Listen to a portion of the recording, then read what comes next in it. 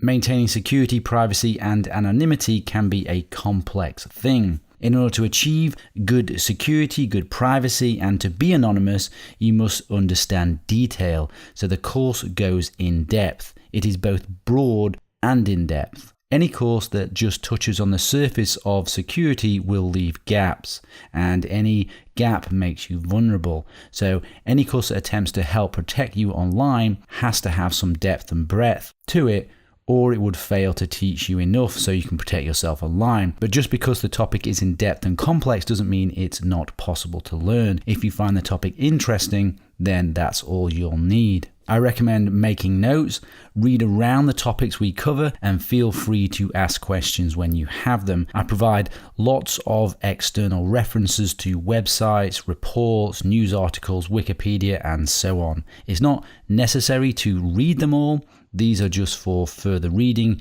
if you want to go further into the topic.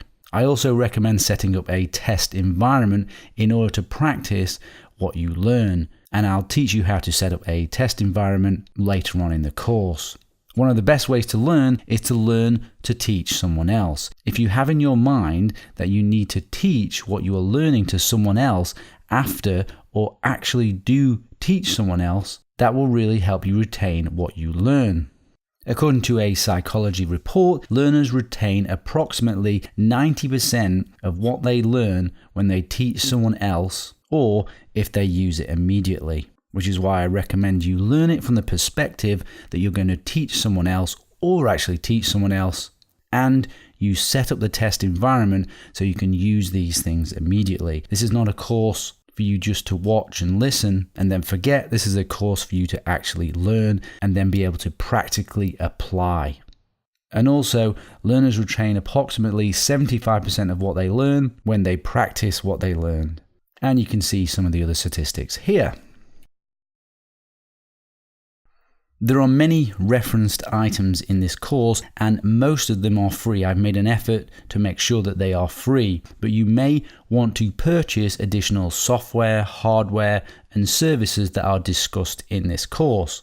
An example could be you want to buy a VPN, or you want an email service, or you want to buy a hardware router, or you want to pay for a virtual machine, and so on. Although it's absolutely not necessary to buy anything to understand this course, I'm just letting you know that you may wish to make additional purchases after you learn certain topics, and I have no affiliation with any of the products that are discussed in this course. They are only what I recommend or what are required to know about in order to understand the topic. I cover different operating systems on the course, and it may be you never have any intention to use a particular operating system that I'm talking about. When I am talking about a particular operating system, I make it clear most often in the title, so you can potentially miss those videos if you wish. Like, for example, Windows 10. You may never have any intention to use that, so therefore there may be no point in watching a video that teaches you how to change the privacy settings. So as I said, you might choose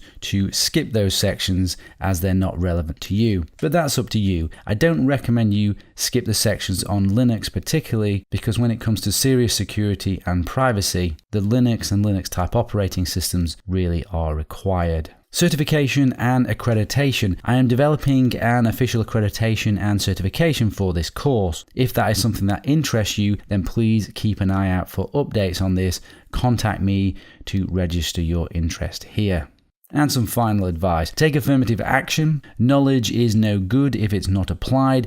Most people will listen to some of this course and apply only a bit of it. But if the consequences of a breach in your security, privacy, or anonymity is high, then you have to take affirmative action and apply the techniques I teach you here. And finally, my hope is that the information in this course will be used positively to improve people's freedom, security, privacy, anonymity, and above all, liberty. Please do no harm with this information and stay legal.